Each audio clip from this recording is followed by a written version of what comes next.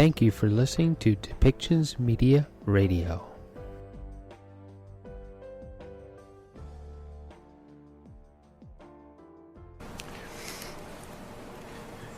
Good afternoon. My name is Adrian Dix. I'm BC's Minister of Health. To my right is Dr. Bonnie Henry, BC's Provincial Health Officer. This is our COVID-19 briefing for British Columbia for Thursday, March the 25th.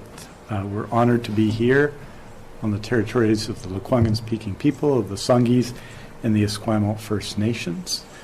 Today, at 3 o'clock, we'll be providing a written briefing with case counts and other relevant information with respect to COVID-19. In this briefing, we're going to be dealing with a couple of, three significant issues around the COVID-19 pandemic, and some of them involve changes. The first will be some briefing from Dr. Henry on COVID severity in individuals, which she promised on Monday, and answers to other questions that had been many reporters and other members of the public had been asking. Secondly, Dr. Henry will be dealing with some update to orders with respect to worship services in BC. And thirdly, we'll be dealing with the issue of visitation and long-term care.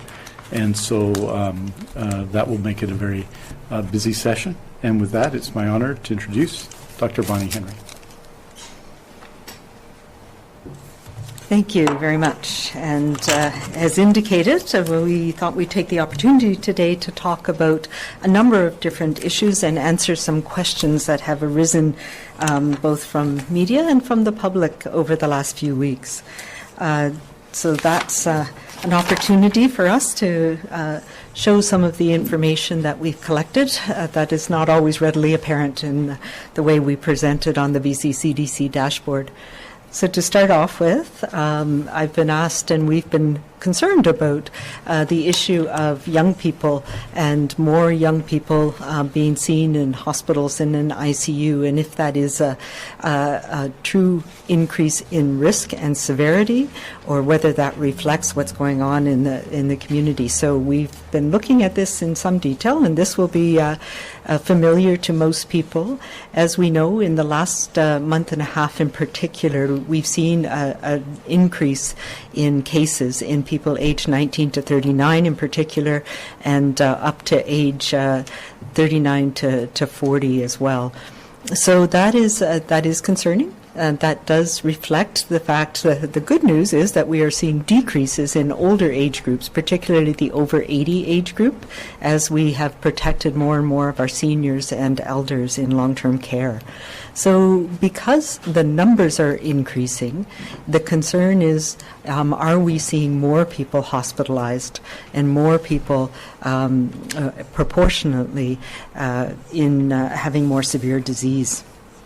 And so this is a look at hospitalization by age and how we've progressed through the pandemic.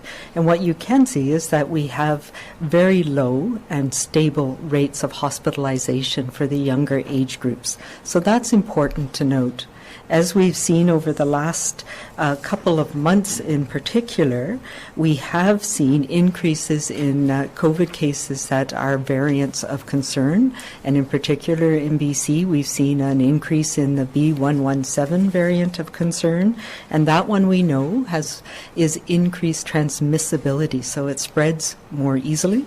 And we've now seen data particularly from the UK, but some other countries as well, that shows that it can have increased severity of illness in younger people across the age spectrum, but that reflects also in younger people.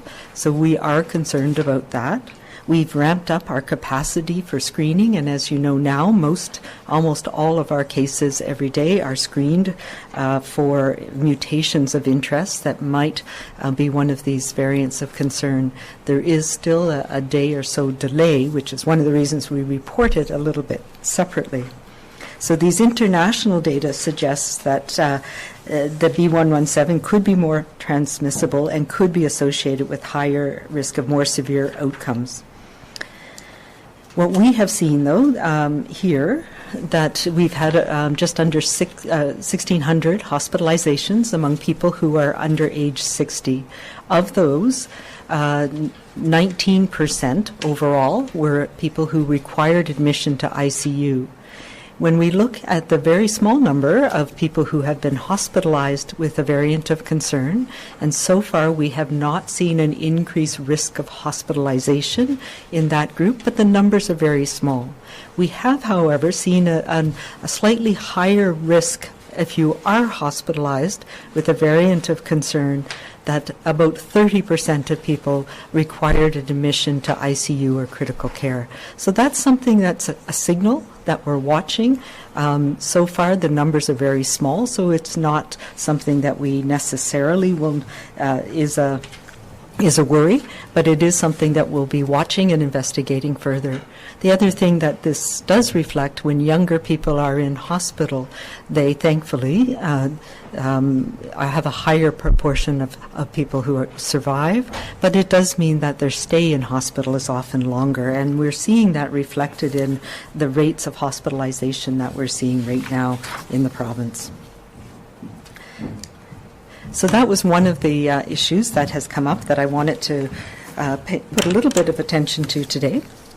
The other couple of questions that we see very frequently, and I just want to say that I am very appreciative. People send me many, many questions, and we try to put answers sometimes through these media briefings, sometimes through the information, the Q's and A's that we put up on the BC CDC website in particular. One of the things that people have asked me many times is about, especially now, why are we seemingly easing restrictions when we are seeing a definite upward trend in cases? And that, especially in this past week, we've seen again a turn upwards. And really, it's not about easing restrictions as much as recognizing that at this phase in the pandemic, we need to focus on those things that we can do safely. So we know, and we've learned through the past year, that things that are done outside are much safer than inside.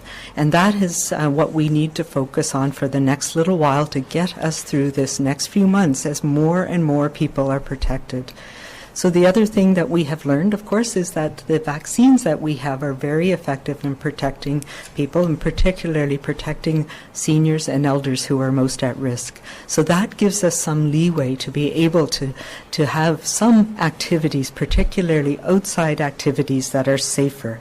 And we've reflected that in the outside gatherings that we're allowing now, as well as in the outside services for faith leaders.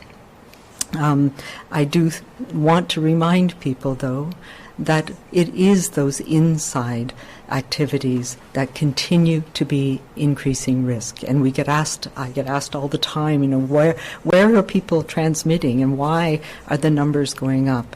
Part of that is because we are still actively following people and making sure that we're finding cases as much as we can, and people are getting tested, and the testing rate now is very efficient. The turnaround time is very low. But also it reflects the fact that we have ongoing transmission indoor settings. And there's a combination. We saw that there's an increase in younger people. So the combination that we're seeing is social events, small gatherings. We know that people need to get together, but we're seeing that people are taking that risk. And unfortunately, with the amount of virus that's spreading in the communities around the province, but particularly in the Lower Mainland, even a small group of people coming together means that you can transmit. So those are the things we need to pay attention to coming through this next few months. The other area where about a third to 40% of our cases are rising are in work sites. And these are work sites across the board. Some of them are small settings, like a small restaurant or a gym. We've seen many different settings where where transmission can happen to one or two people, but then that person will go to their work site. We've also seen large transmission events and outbreaks in many of the essential workplaces that we have around the province. And so we have taken some measures, as you know. We're addressing some of the outbreaks with making sure we have the tool of immunization to help us with addressing particularly the larger outbreaks in some of the more essential workplaces and those workplaces where the COVID safety plans are really difficult to adhere to over time. The other measure that we're taking is we've been working with our workplace task group to put in place protocols for investigation of clusters when there's been transmission in a workplace, and we're going to be stepping up the monitoring and the enforcement of those, including making sure where there is transmission in a workplace, that workplace is shut down for a period of time during which people are isolating, so they're not continuing to come into that workplace as much as possible. So that's something we'll be paying more attention to with our environmental health officers working with WorkSafe PC in the coming weeks. We've also had a lot of questions about variants of concern, and I've mentioned some of them as well. But the bottom line with the variants is they are replacing and taking over the other virus strains that we have seen over the last little while. But we do know that the measures that we take to prevent transmission are the same ones that work for these variants, and we've seen that internationally. It is, of course, a concern where some of the variants that we've seen have issues around increased severity of illness or lead to concerns about whether vaccines are as effective. That is why we need to pay more attention. There's little room for margin for error right now, and that's why we continue to have the focus on restriction of indoor activities.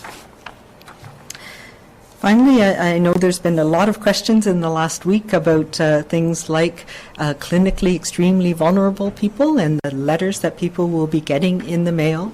That list is a very specific list based on risk that is over and above the age base that people are in. So these letters, we focused on people between the ages of 16 and 69, and that is because everybody else is in the age-based program already, and within the next week will all be eligible for vaccine. So it is people who are moving up the queue because of a health condition that they have. So it's supplemental to the age-based program that we have, and it's based on risk. And there was a very rigorous process that we went through with specialists in cancer care, in genetics, in developmental issues, led by the Provincial Health Services Authority, that identified the categories that we are talking about and the people that received letters or will receive letters in the next few weeks. So those categories are very well defined, and they're that way on purpose. These are specific conditions, and I know many people have been calling my office, many people have been calling others because they are concerned that they are on this list or are not on this list. And I just want to say we all need to be patient. There will be vaccine for everybody. And as we move down through the age groups, people will become eligible. And the good news is that is rapidly speeding up in the last few weeks. But there is a process for this clinically extremely vulnerable people that is based on evidence and based on risk. And we'll be adhering to that process. The other question that I've received a lot of course, in the last few days has been around who's eligible for the parallel process of AstraZeneca and the Covishield vaccines that we have, the fridge-stable vaccines. And again, we had a limited amount that we received about 2 weeks ago, and we are focusing on where we can put out outbreaks and address some of the high-risk areas in our communities. And we know, particularly in the Lower Mainland, we've been looking at that, looking at congregate living settings for farm workers. But these are all directed by public health, where we recognize the risk, where we have seen risk in specific communities, industries, and businesses. And you will be contacted directly by public health if you're part of that program right now. As for the part 2 of that, if and when we receive more of the AstraZeneca vaccine or other vaccines, and right now we don't have a timeline on that, We're still getting information from the National Operations Center on when we might receive more vaccine, but it will be in the coming weeks. And we have defined those groups for some people, and we are working on the working out of the other higher groups that were presented last week. I know there are many, many people who feel they should be in that group of people, but let me just say there's a limited amount of vaccine, and we have based this on a number of different principles, including risk, including societal disruption, and the ethical framework that we have. And it does not in any way reflect the value or the essential work that so many people have been doing across British Columbia since this pandemic started. It reflects merely the amount of vaccine that we have and where we can best target its use to try and minimize societal disruption and to protect and to prevent transmission in our communities. And as we have more vaccine, we'll be expanding that program. But I will remind everybody that we also are moving ahead very quickly with our age-based program, and very soon, within the next few months, those will converge, and everybody will have vaccine available. One of the other things that we've been working on over the last number of months has been working with faith leaders across the province, and we've come up with a variance to the gathering and events order that applies to outdoor religious services and faith services. And we've also developed a variance in close collaboration with the faith leaders across the province through a dialogue process led by SFU's Morris J. Wask Centre for Dialogue and Dr. Robert Dome. And we now will have a variance as well for indoor religious services for a very specific frame or set time coming up in the next few weeks, where we know there are a number of important religious holidays. And I'm very, very grateful for the expertise and input that I've got from leaders from a very diverse spectrum of spiritual and faith communities. This represents a first step in the gradual reopening of indoor faith and spiritual group gatherings in British Columbia. It builds on our recent outdoor variance, which permits outdoor religious services for up to people with specific conditions. And we are hopeful that this one-time indoor variance can be extended as soon or after the end of the trial period that we have in May 13th. But of course, it's based on the pandemic and the epidemiologic situation that we're seeing here in BC. So time will tell. The time frame that we have for this variance is March 28th to May 13th for indoor, and that was selected with careful consideration of the very important upcoming holidays across different distinct faith communities in the province. It comes against the backdrop, as we've just talked about, of increasing case counts. And if conditions require us to revisit this, we will do so in consultation again. And I am very appreciative that the faith leaders have expressed that we all have that common goal of keeping people safe through this very, very challenging year. We take no pleasure, of course, in limiting any of the religious community's practices, and we want this to be a success. We want to make sure that we are protecting those most vulnerable amongst us.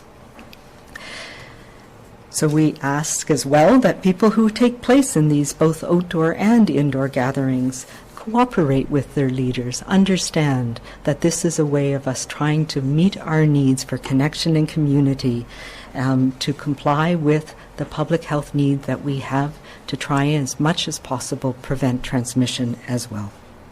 But I have respect and faith and trust in our faith communities that we will continue to work together to make sure that we can do this safely in the coming months.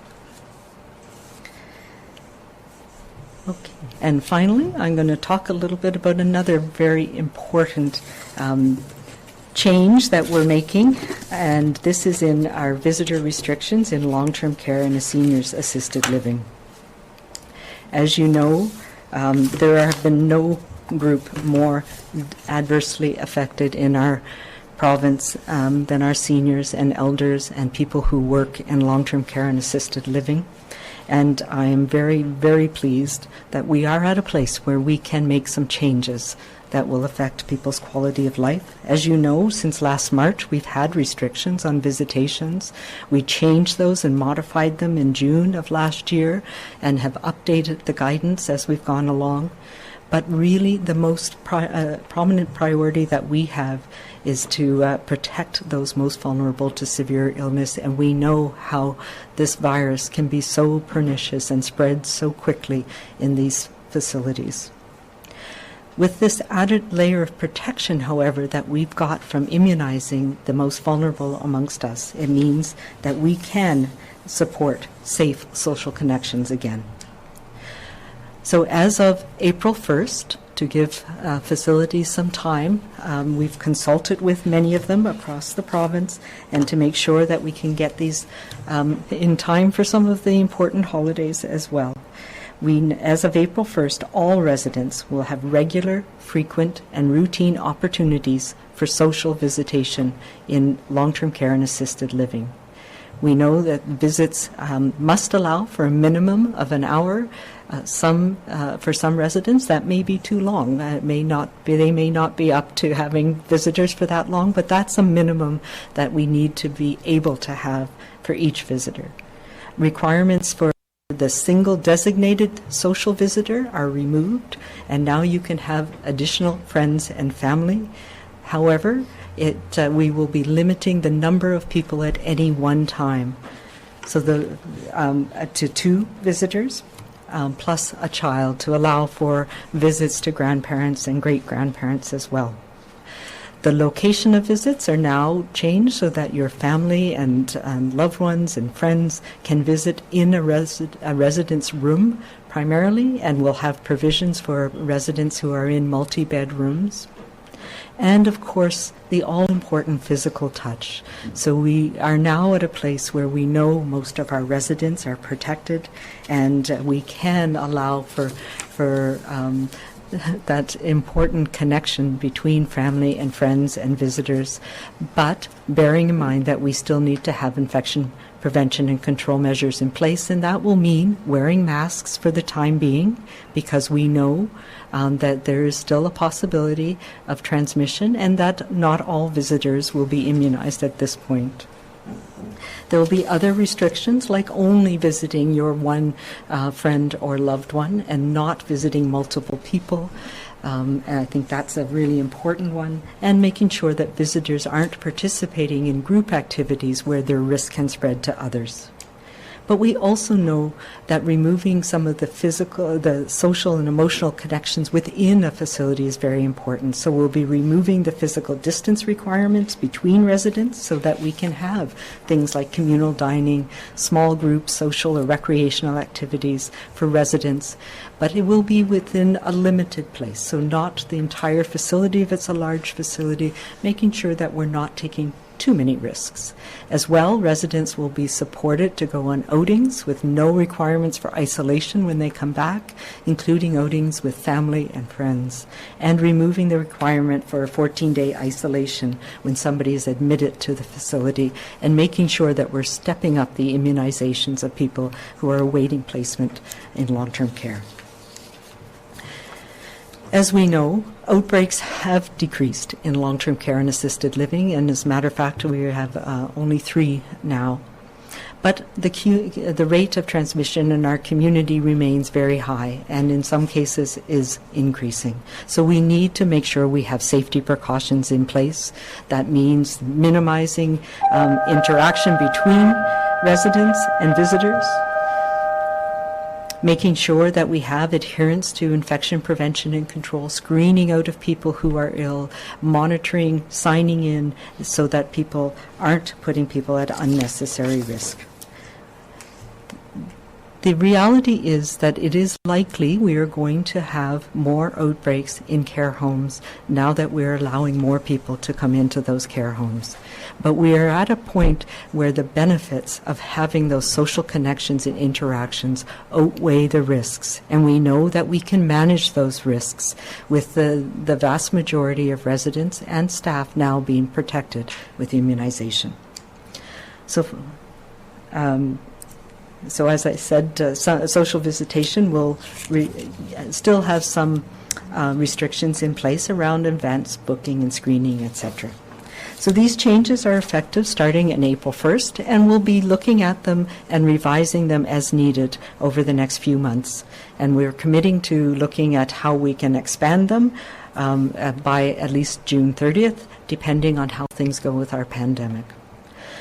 So we will be posting the updated visitor and infection prevention and control guidance very soon, and continuing to monitor so that we can support staff and residents and families and communities to make sure that we're doing this in a safe way. And we will review and evaluate the restrictions as we move forward. I think this is an incredibly positive step that many families and care homes have been waiting for some time. We are in a very challenging place, as we know, with the pandemic across the province. In some communities, rates are increasing quite dramatically. So we will need to take this slowly, but it is an important step forward to being close again and supporting our seniors and elders who have suffered so much in this pandemic. So I'm going to leave it at that. Lots of bits and pieces today, and turn it over to Minister Dix.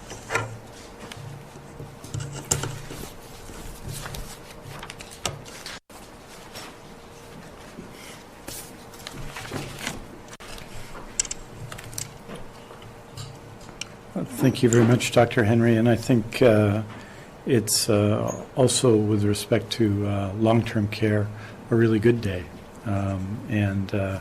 You'll see soon posted on the BC CDC and Ministry of Health websites this document, which is an overview document of visitors in long-term care and seniors assisted living for people who I know will be very interested in all of the details of the announcement, to find it there. It was St. Patrick's Day last year when public health emergency was declared in BC, and on that day as well, Dr. Henry and her team informed long-term care homes in BC that visits would be limited to essential visitors. And I think it's fair to say, and I know this because of the many family members of people in long-term care, including my own family, that many of their friends, many residents of long-term care who have contacted us and spoken to and corresponded with, that it has been not just a long, cold, lonely winter, but it was a long fall, and a lonely fall, and a lonely summer.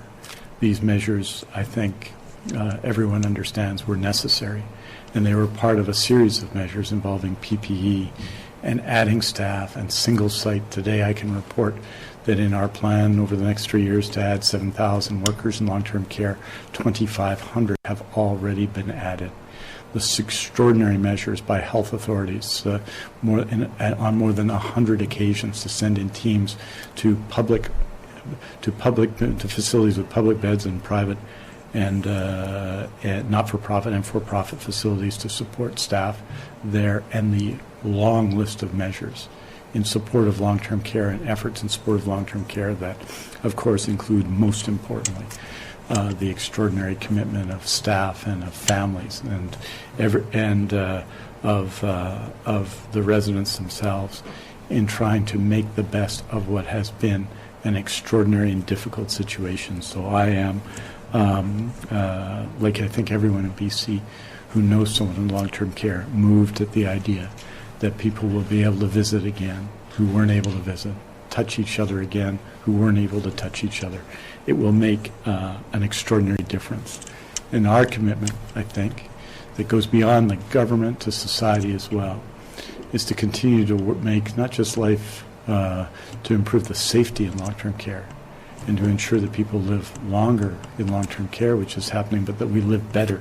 That should be our commitment to one another, because even if our family members are not currently in long-term care, or we are not in long-term care, that day almost certainly will come for every family in BC.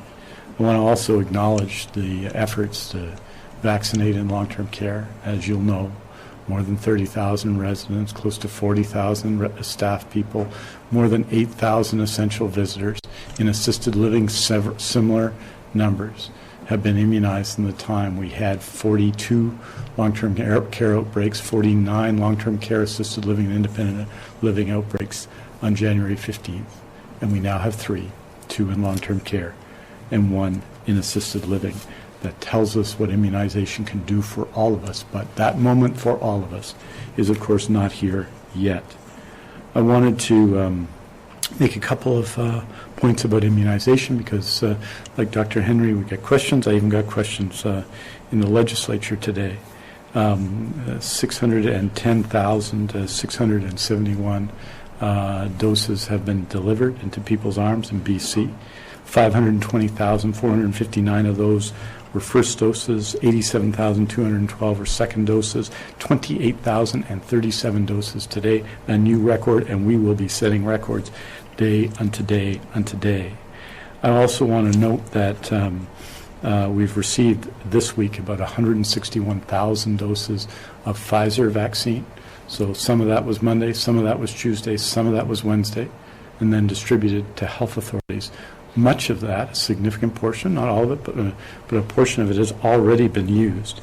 I would note that of Pfizer vaccine, 462,573 doses, and at the rate we're going through, it will have the same situation this Sunday as last Sunday, which will have used up virtually all of the Pfizer the vaccine that we'll have received, and be looking forward to our new shipment. With respect to Moderna, we are expecting more doses tomorrow, and then through the weekend and into next week. That delivery has been less consistent, but at present we have only about 10,000 doses of Moderna. This was as of yesterday on hand. And people have asked about AstraZeneca and doses that may expire.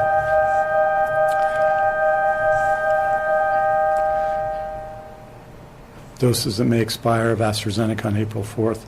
Those doses will all be used already. More than 22,000 doses have been used, and we're well on our way, as all of you know. In short, the immunization campaign that's been led by our whole team, the team in public health, the team led by Dr. Penny Ballum, the team led by Deputy Minister Steve Brown, has been nothing short of exceptional. When vaccine comes, it's delivered as it should be, and it's being delivered to those who are most vulnerable, and we see the impact of that in long-term care, and I am proud of everybody involved. I want to say, finally, just a couple of more administrative notes. As you know, at noon today, people 75 and above, born in 1946 or earlier, were invited to call Regional Health Authority care call centers. We've been receiving large numbers of calls, and the turnaround, I think, in general has been very good. On Friday, March 26th, that will be people 74 and above, born 1947 or earlier. As Dr. Henry noted, those who are clinically extremely vulnerable will receive an invitation letter to book.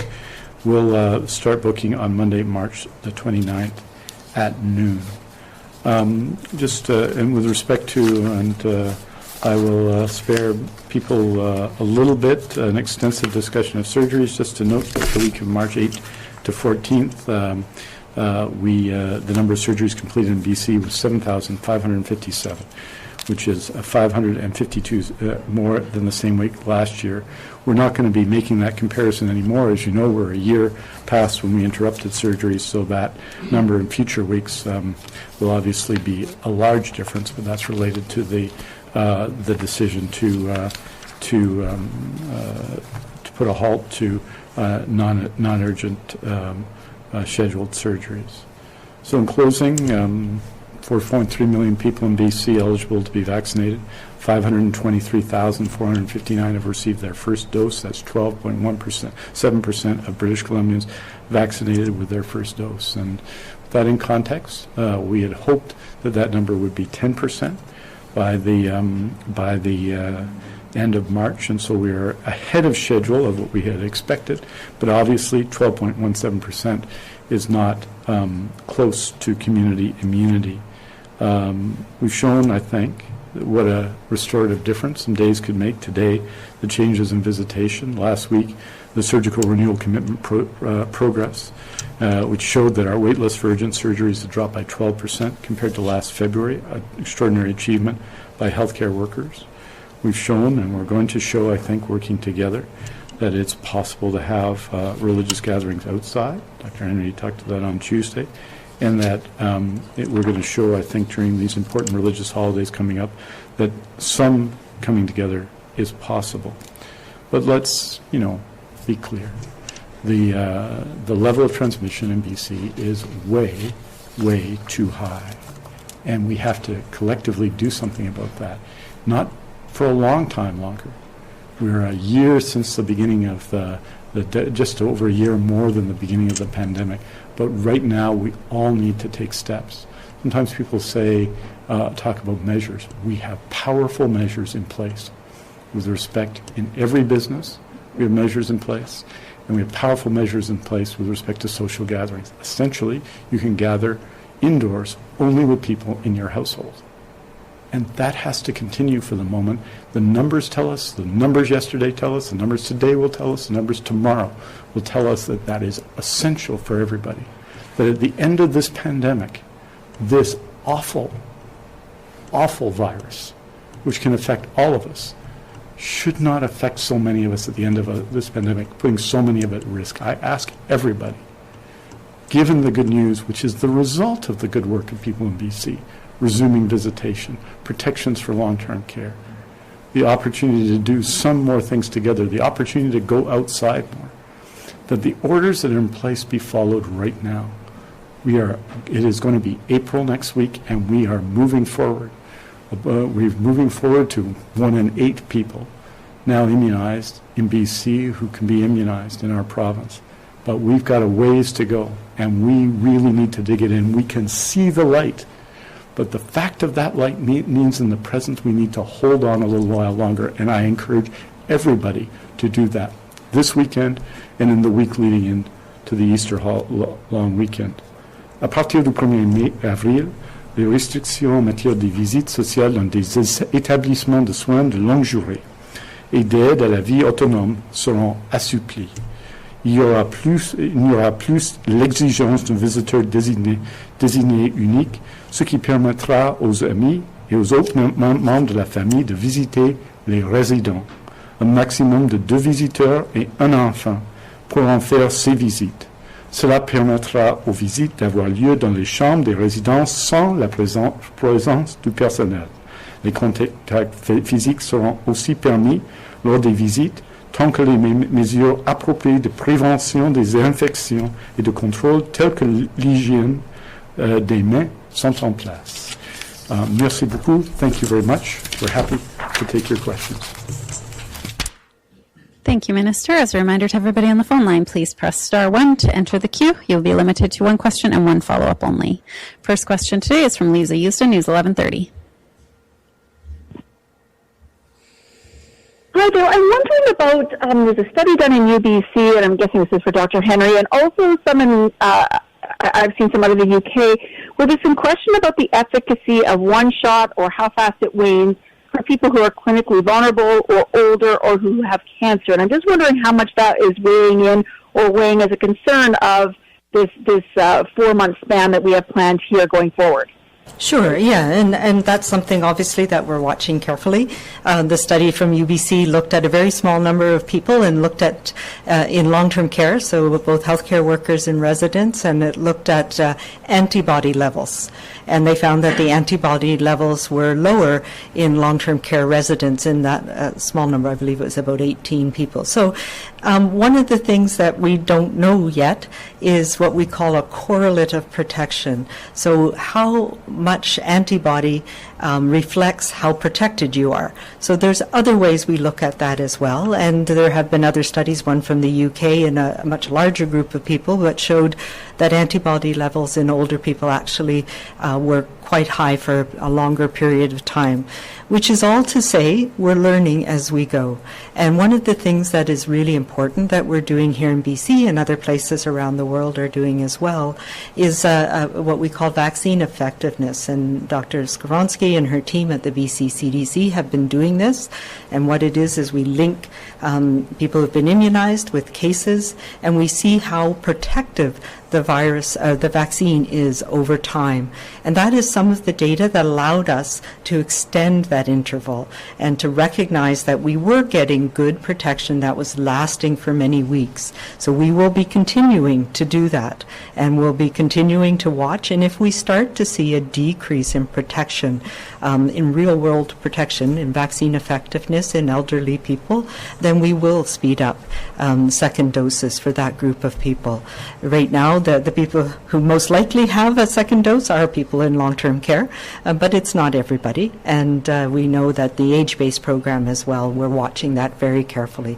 So we will continue to watch, and if we see a decrease in protection over time, we'll be looking at changing that. Same thing goes for certain populations, and really it is, again, another very small study that showed that people with certain types of blood cancers may not mount as an effective an immune response after a single dose and may need a second dose sooner rather than later. And again, the implications of that in the grand scheme of things are things that we don't yet know because it was based on antibodies. So we will be watching that again very carefully as well. And we've been reaching out and connecting with our cancer care colleagues in those very specific cancers that we're talking about, and we'll be monitoring people in that population to make sure that if that turns out to be the place, then we will adjust the time interval for those specific populations.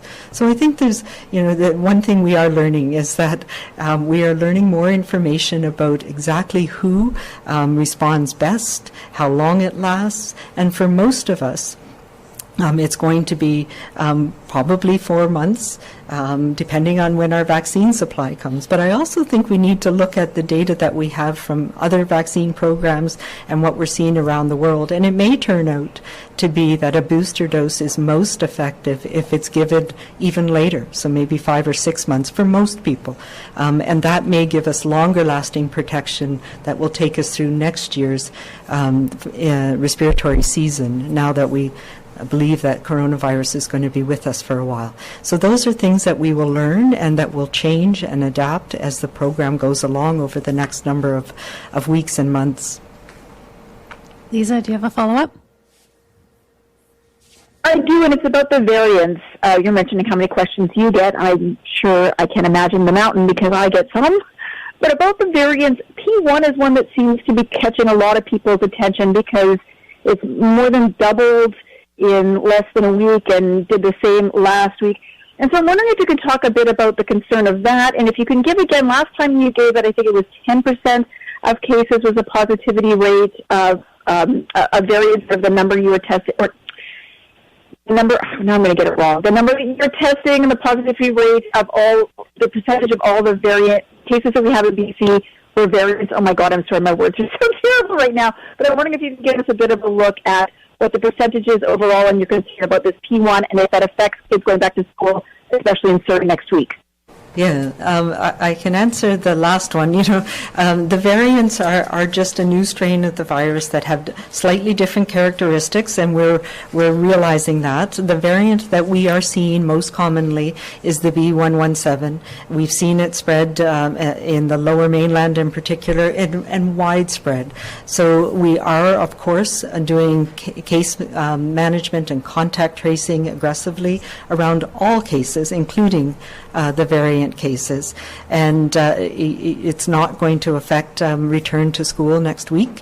The P1 is one that we are watching closely. As you know, we had seen a bit of a surge in the 351, the one associated with South Africa, but that seems to have settled down. The P1 we've been seeing primarily in Vancouver coastal, but we've also had a couple of clusters in Fraser Health and in the interior. And so, yes, we are watching those very carefully. Most of those are no longer active cases. There was a large cluster in Vancouver Coastal that was contained once it was found.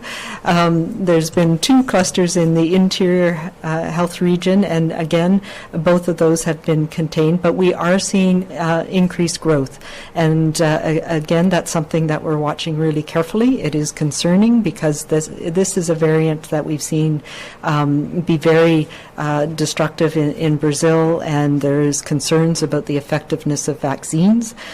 So my public health colleagues on the front lines are being very actively following people. What I can tell you is the majority of cases, even though the numbers are going up, they're clustered together, and they're groups of people who have been transmitting within that group, but we've been able to prevent the next generation of transmission. But it is harder the greater the number of cases there are.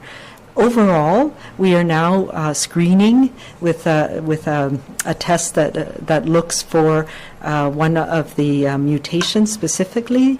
We're screening, it's close to 100% of all of the positives. It takes an extra day or 2 for the screening test to come back, and then those screened positives are going for whole genome sequencing. So there can be a delay of several days before we know what variant it is, and that's one of the challenges that we're working on. But we are now seeing a steady increase in overall percentage, and it's in the vicinity of the high teens and early 20s as of what I was looking at today. So we're in the high teens right now in the overall percentage of our cases that are variant cases. Next question is from Penny Daplo, CTV.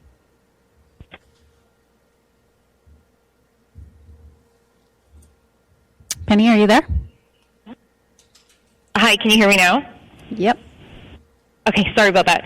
Just going back to the UBC study, the authors specifically pointed to care home outbreaks we've seen in recent weeks as part of their conclusion that, quote, we recommend the second doses not be delayed in elderly individuals. So given the research and the fact that you said you do expect more outbreaks as visitations increase, why not revise the policy for the very elderly so that they don't have to wait 4 months for the booster just in case the study is, in fact, pointing to a really big issue that needs to be addressed? Yeah, so I think I would look at the outbreaks that we've seen in the last really one since people have been immunized as an example of how we are seeing very good protection in long-term care. And that is, the Cottonwoods outbreak, where there were a number of recently immunized people, as well as people, a very small number who had received 2 doses, but within a short period of time. And we had very mild illness, and thankfully nobody has died in that outbreak. So this is what we're likely to see, and we have other measures that we can take as well that need to supplement it. So, looking at a very small number, 18 people, and looking at antibodies in 18 people doesn't change our management when we have other studies that have shown us that there is still a very high level of protection overall.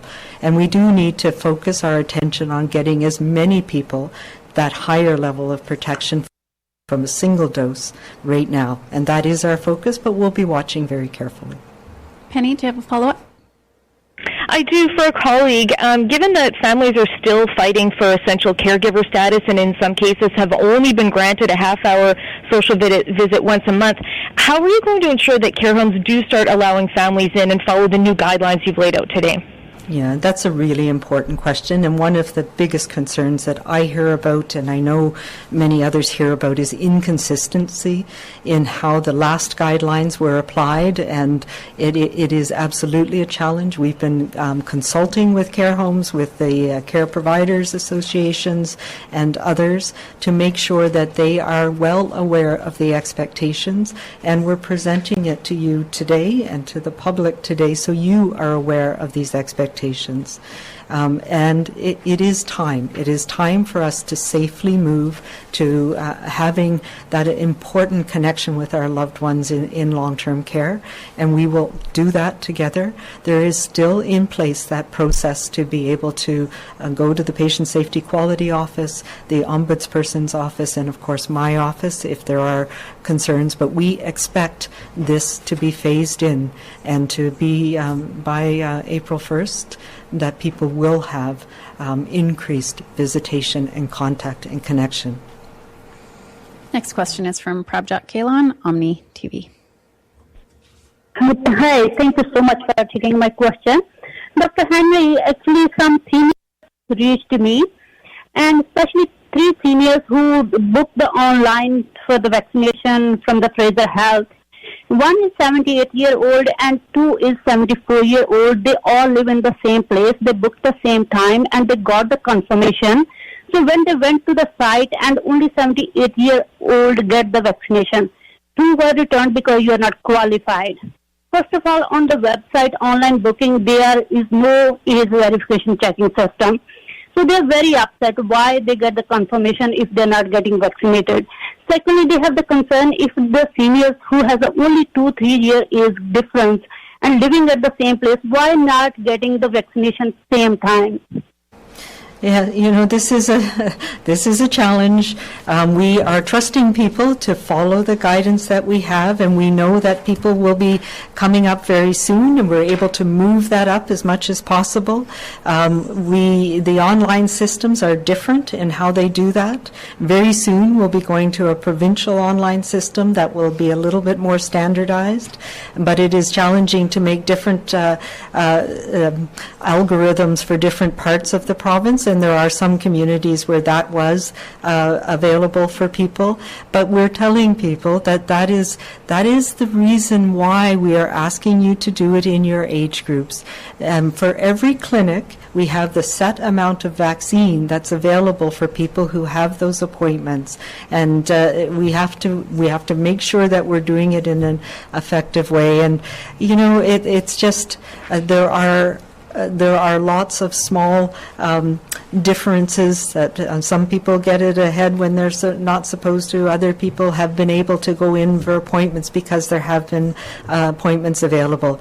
I think the important thing is we're getting people immunized as best we can over the next little while. There will always be little bits of hiccups, but I encourage those people to please go back, get your immunization. We know it'll be there for you and it'll protect you. Prabjot, do you have a follow-up? Yes, please. And there is a lot of seniors who don't speak English and don't understand at all. Even they can't book online or even on the phone. And they're living by themselves. They're not getting help from the family members. They always rely on to the different community members or sometimes temple for to these medical helps, etc. So they're asking, we need more booking center at the community level, at the neighborhood, especially basic, like language-based centers. So you have any suggestion for them? We absolutely, we hear you, and we're working on some of those as well. I encourage groups in the community to reach out to your neighbors. We know there's a lot of that going on. We're trying to make sure the clinics as well have people who help make you comfortable and speak in multiple different languages and help people flow through. And I know there are many groups in the community are reaching out to help their seniors, and I would encourage people to continue that. And I just wanted to, I think the Premier talked about the contribution of many businesses in our Team BC approach to vaccination yesterday, but it's actually going on in the community. So I encourage us to support one another in these times. In the 90-plus category, a very substantial majority of people have now been immunized. In the 85 to 89 category, that's the same. And we are looking, and I know that both Vancouver Coastal Health and Fraser Health, both health authorities with many diverse languages, are looking to reach out to make sure that people aren't being left behind in that process. And so that effort is being done particularly in the South Asian and Chinese Canadian communities, but other communities as well. There's also a facility in our phoning system for multiple languages, so I ask people to reach to that. And I ask us to support one another. If you know a senior who might need your support, provide that support. I think what we've seen with the success so far of the immunization by age cohort and the high level of response in all of the health authorities, especially in all of the 80-plus categories. I think the number today will be close to 140,000 people in those categories alone who've been immunized. I think that shows that it's working. We can always do better, and our health authorities, who have the most significant populations of people who speak languages other than English, are taking a proactive role in making that happen as well. Richard Zussman, Global News. Dr. Henry, I'm just wondering if any consideration was given to requiring visitors to assisted living and long-term care to be vaccinated, and why was that ruled out as a possible barrier of protection for visitors coming into care homes? Yeah, so as you know, the visitor policy is changing, so there can be multiple visitors and many people, and we know that for many residents that's going to be a wonderful thing. We also know that the vaccine itself protects people very well, even seniors and elders in long-term care. So with the other measures that we have in place right now, including screening people out with health screening, getting tested if they need to, making sure we're still using things like wearing masks, going only to visit with your one friend or loved one. Those are things that will help protect everybody, and it just is not feasible to have every visitor immunized ahead of those who are most at risk right now, which is based on age and underlying medical condition. So many people will be eligible, and we know that many visitors are already in those ages that are eligible to be vaccinated, but the focus of the program continues to be on that age-based risk profile. Richard, do you have a follow-up? I was just wondering if you could provide some additional details around the church gathering provision you mentioned earlier on in the briefing for the indoor gathering, some details on what that will look like. And I know people often link these two. Is there any update on when movie theaters may be able to open up under some certain provisions? Yeah, so there's those are quite different things. And when we're talking about faith and religious-based services, we know that there are special considerations that need to be taken under our Charter of Rights and Freedoms. So I think that is a very important measure that we take very seriously. So religious and faith gatherings are under a different category. And yes, what we've done through this dialogue is the order will, it's a variance, what we call a class variance for all religious services that will allow indoor services on 4 days between Sunday, March 29th and Thursday, May 13th. So that's the period of time that I mentioned that covers many of the important holidays for a number of different faith groups, whether it's Passover, Easter, Ramadan, Vaisakhi. So each faith will identify the days that are most appropriate for their faith, and that whatever it is, and the maximum capacity will be 50 people or 10% of the allowable space in the space available, whichever's less. And so we'll be going back to very similar conditions to what we had last October, November.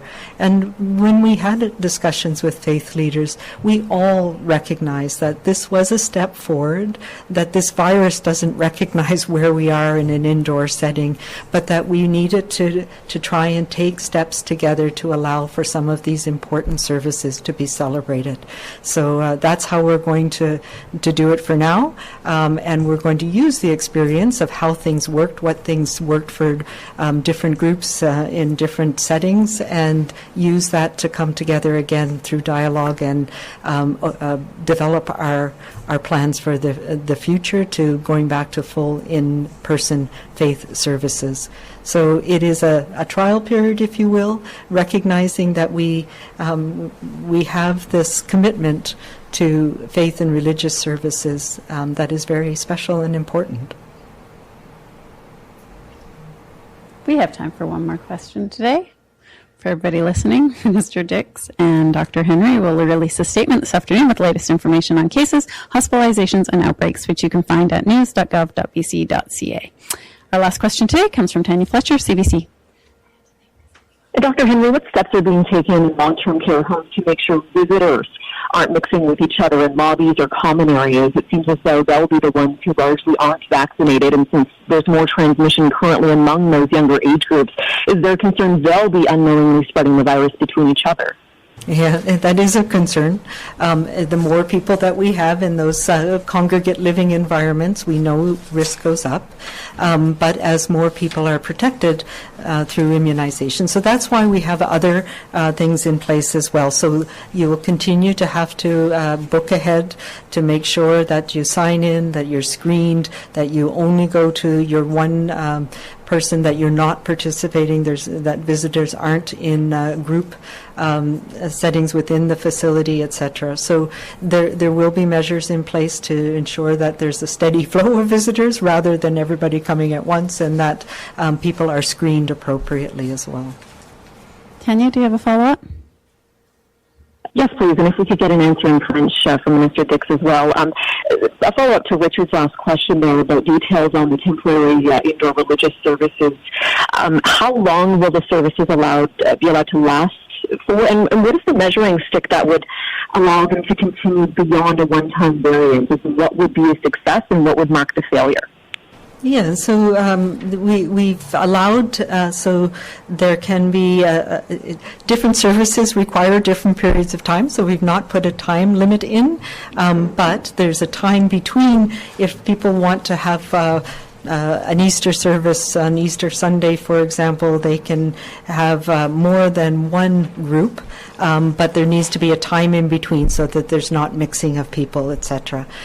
So we'll be looking at how things work. There'll be a couple of things that will measure success, and part of it will be ensuring that there's no transmission, which we had seen and actually continue to see in some venues, but also that the faith leaders are able to effectively have the services that they want, that they are comfortable, that people are protecting each other appropriately and being able to do it appropriately. So we'll be monitoring all kinds of things. I think there's the things that I've learned in the dialogues we have been very helpful in understanding the unique needs of different communities and services. So we'll be looking at which are the things that worked and which things we need to modify going forward. But, my hope is, and, to the last week notwithstanding, that as we protect more and more people, we'll be able to safely come together in ways in person, inside. But right now, between now and the end of April, early May, is going to be a very difficult time for us, and we need to really focus on those things that we can do safely. So that means if you're used to having a Easter supper at home and having your family together, this is not the year to do that. This is not the year to have Passover suppers. This is not the year to have Ramadan with your family coming together, or large groups of people coming together in your home. We need to continue to keep each other safe as we go through these next few weeks, as more and more people are protected.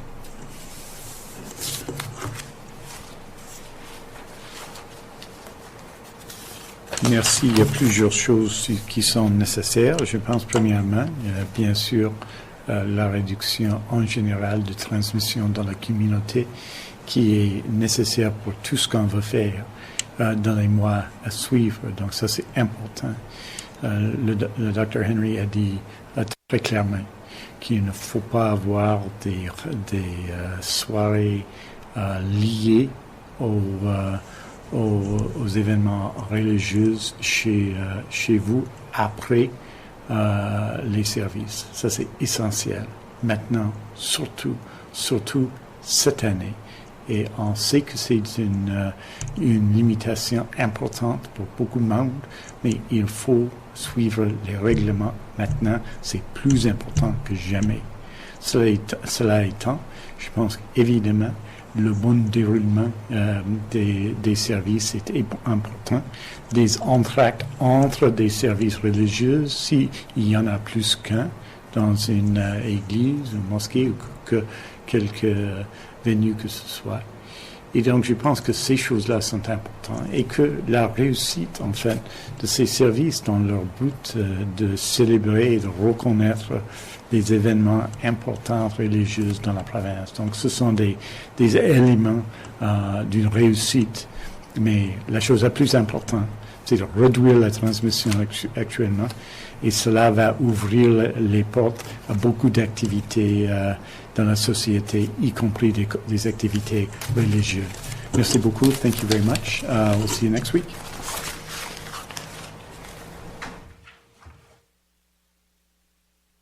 This show has been produced by Depictions Media. Please contact us at depictions.media for more information.